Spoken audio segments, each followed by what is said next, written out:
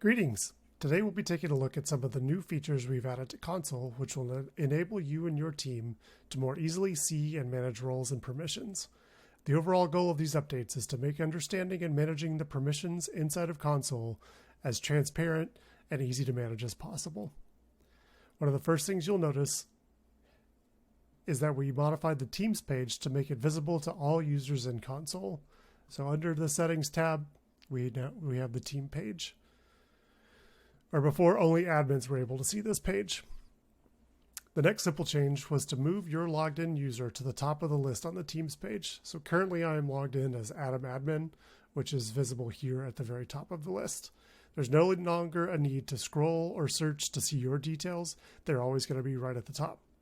We also moved the verified user badge over to the right to give this page a more consistent look. So the verified badge is this.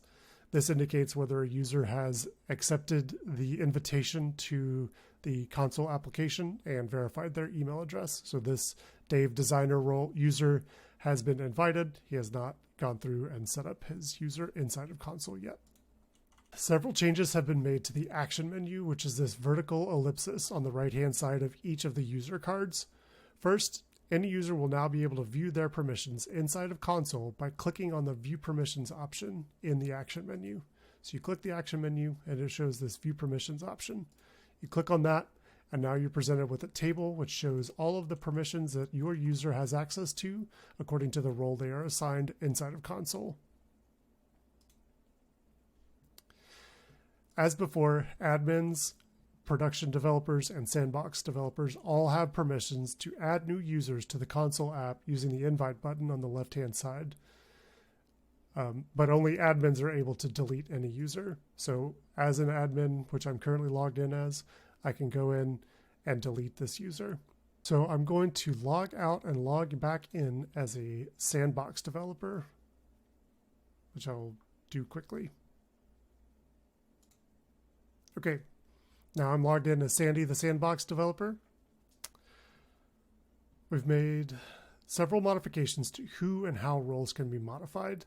As before, an admin can still modify the roles of any user, but now we've made it so that any role can modify the role of any user with their level of permissions or less.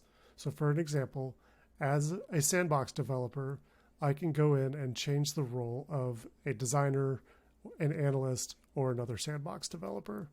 So for example, I can go into Dave Designer, edit the role, and give him a different role according to what my permissions are.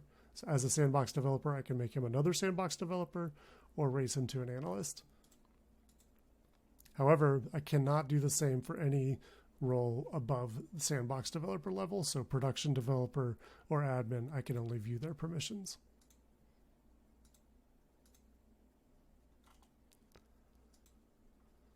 The hierarchy of the list of roles is visible anywhere this list is presented. So as we saw before, if I go into the analyst and edit the role, this drop-down shows the hierarchy of the two that are currently available. I can also see them here in the last piece of functionality that we're deploying today, which is the roles and permission page. In the settings tab, there's the roles and permission page, which now enables any user to go in and see the permissions of any role in Console. So this is also the hierarchy of the list. It starts at admin, works its way down to designer, which has the most limited permission set of all of our roles. And that's all we have for you. Thanks for watching. And as always, if you have any questions or comments, we're available in Slack or via email. See you next time.